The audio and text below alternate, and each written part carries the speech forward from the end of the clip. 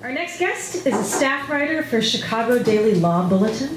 He enjoys meeting new people, so start a conversation with him on Twitter at ReadJack, or right here, in person. Welcome to Tuesday Funk, Jack Silverstein.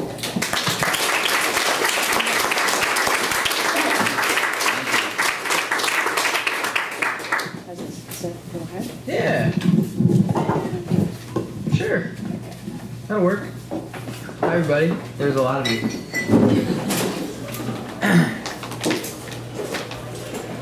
So, I wrote this today because I wanted to be spontaneous. It was late February, and my fiance and I were debating the pros and cons of staying in Chicago when we got to the car and noticed that 2 of the tires were missing. I assure you they were all there when we parked. We both stood there, mostly in annoyance, staring at the car. It's about the size of a hybrid, so pretty low to the ground. It was resting on 2 bricks that were stacked upwards and on their sides, which the thieves had wedged between the frame and the street, equidistant from the now stripped wheels. We were parked on a Westtown side street around the corner from the apartment. It's a relatively safe street. I've lived on the block for 8 years and only heard of 2 muggings in that time, and one of them was me. Lots of car window break-ins, but as far as I can remember and as far as news reports can confirm, this was the first time that wheels were stolen. And the problem here was that the street we were on runs parallel to an apartment housing complex parking lot on one side and a vacant lot on the other side. And there's none of those pesky neighbors leering out of windows spying for vehicular theft. I parked the car late Saturday night. We didn't need it again until Sunday evening, so presumably the thieves waited until dark, cased the street for a vehicle with appealing tires in between a vacant lot and an empty parking lot, and jacked up the car and removed the lug nuts, and then took the tires and wedged the bricks under the car and then dipped out. The bricks lend a partial explanation as to why our car was chosen. The 2-brick support system requires a car that's got a frame that's low to the ground. There's no way you're getting just 2 bricks underneath a Jeep. And when you're on the clock like that, you don't have a lot of time to look for, like a 3rd brick wherever it was you found the first 2.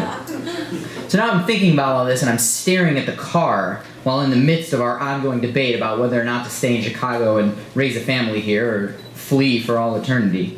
And I'm thinking, well, that's one more reason to leave, tire theft. But I kept staring at the bricks, and I got really hung up on them. Because to me, they sort of spoke to a certain refined civility in the tire stealing community. Because the thieves, they could have, very easily just left the car in the street without the brick boost. Well, and after, 12 plus hours, that may have caused irreparable damage to the rims as they compressed into the concrete. And it would have then caused serious problems when the tow truck tried to get the car onto the flatbed and towed it up, and that would have ground the rims and scraped them up even further.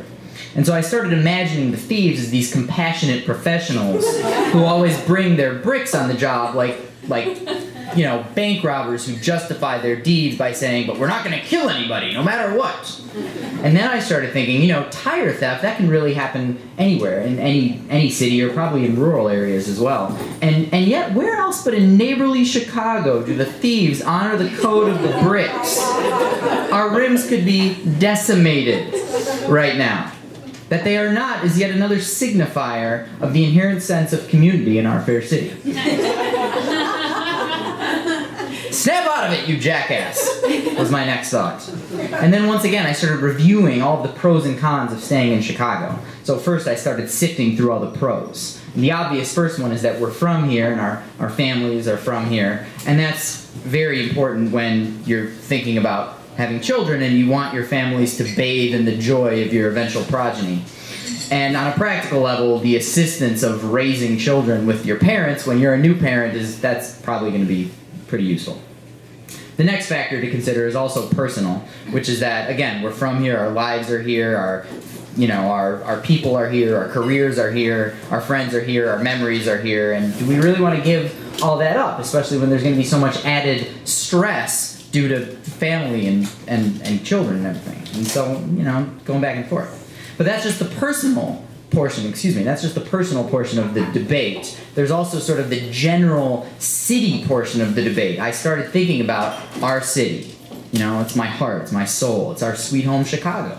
It's the culture, it's the art, it's the music, it's the history, it's the sports teams. And before you say, the sports teams, I'm serious about the sports teams, and here's why. If you've ever lived outside of Chicago, and maybe you have had this experience in Germany, there is no feeling quite as thrilling as being outside of Chicago and seeing another person in a Bears hat or a Cubs hat or a Blackhawks hat and immediately having that. It doesn't exist. I don't know a lot of people who walk around with like the Sears Tower on their t-shirt. I lived in Indianapolis for a year, and there was nothing finer when you'd see a fellow Bears fan in his or her Bears hat, and our faces would light up with smiles at the sight of this stranger turned compadre in a strange and distant land. But okay, maybe you don't like sports, and that's fine. It doesn't matter. We have the lake, we have beaches, we have museums, we have theater, we have magnificent libraries, we have history, we have opportunities, we have the city where all the other people from all the other crappy Midwestern cities, they all come here when they're like, I'm bummed out with my city and now I need to go somewhere that's better, where I can do something amazing. Where am I going to go? Chicago. That's where they go. They go here and we're already here. So I thought, all right, that's a plus. And we have each other. Chicago is filled with all the people who support and nurture and fight for all the things that I've already just named. We have people like us here in this room. There's like 34 of us, so I counted. And we're here spending a Tuesday night together at a reading just because we love literature and performance and community. And we have people in the city who smile and say hello to each other and who dance to musicians down in the blue and red line downtown when they're just waiting for the train. I love that. They're down there waiting for the train, you know? It's like the train. The train. The train. Fucking stinky, sweaty, overpriced train. And that's what happens anytime I think about a pro in this city, is that immediately my brain flips it to a con. Immediately. There's a voice in my head, and this was happening while we were sitting there out in the cold waiting for the tow truck, saying, yes, tell me about the city that you love. Tell me about this wonderful city that you're going to stay in all your life and subject your children to this wonderful city. Tell me about it. And I started thinking about Ventra. We spent $454 million on this thing that is universally disliked due to inefficiency and obtrusiveness. I'll say that again. We spent $454 million for the privilege of removing the Ventra card from our wallets to swipe, lest the machine mistake our credit cards for our Ventra cards. I'll say it one more time. We spent $454 million to board trains that are themselves still pieces of crap. You know those blue CTA signs that rest over the top of the renovated CTA stations? No, I didn't either. Andrew knows because he, knows everything about the city. But I didn't know it until I read an article that said we paid $9,000 a piece for each of those signs. We have no idea how to spend our money. I'm serious. And that goes for the mayor, who outspent his opponent. Our mayor outspent his opponent by $17 million, more than $17 million, and still could only convince 46% of 25% of the city to vote for it. In the runoff, he got those numbers up to a sterling 55% of 30%. Why?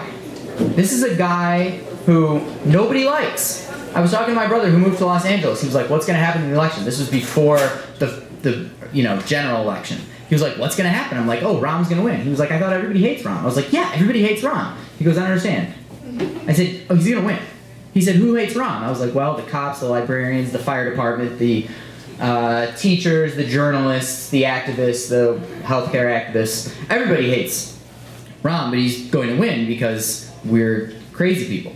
And sort of like our culture is bipolar, which is a problem because the mayor closed like half of the mental health clinics. But that's the reality about Chicago. It's like we've got like this bipolar thing going on where we're like halfway between New York and Detroit. We want to like convince everybody we're not, we're as good as New York.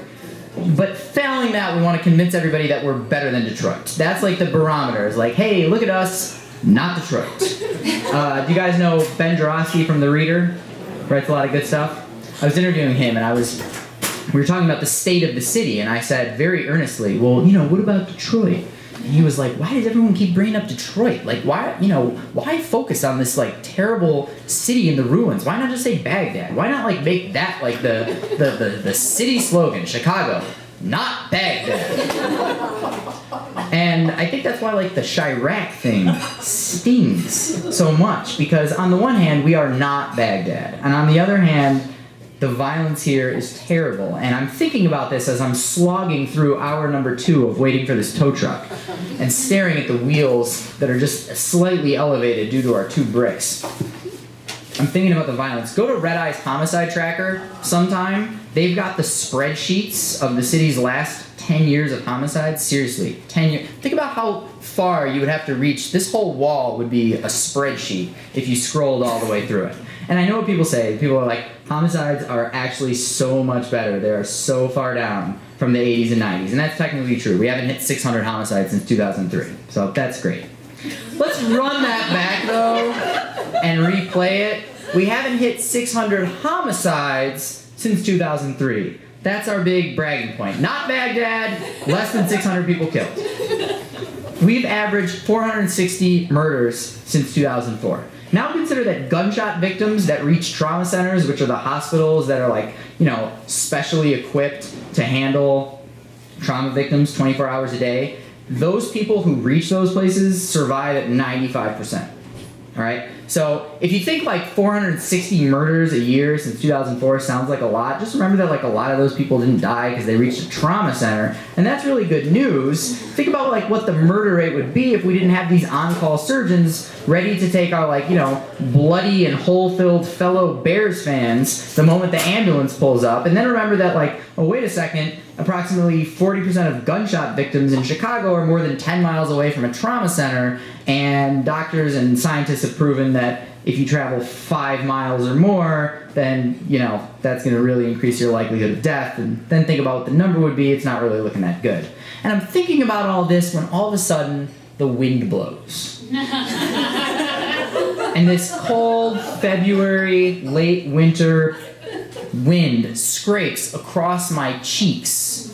The same scraping that did not occur because the thieves used the 2 bricks. And I'm thinking about this, and then I'm like, oh yeah, the tiebreaker, the fucking weather. My brother in Los Angeles, he moved in part to work in the music business, and in part because he was like, Jack, it's enough already with the weather. It's enough with the winters. I want to skip a winter, or maybe 3 or 4 winters. I'm gonna raise a family here. Why am I doing this to myself? And I was like, gosh, that's genius. Why are we doing this? Why are we subjecting ourselves of all the things that go wrong in the world? Why do we subject ourselves to these moronic winters that we for some reason we do it every year? It's to annually suit some sort of presumably buried masochistic urge that all of us have deep down to be bothered by the snow and cold. And every winter while I'm shoveling 3 feet of snow off the front steps for the second time that day, I'm sitting there thinking, well, that's it. This is the last winter, because why would I want to do this again? And that's when it clicks. That's it. I'm done. I'm done with Chicago. Babe, we're moving. Let's go. Right now. Honey, come on. Let's get in the car.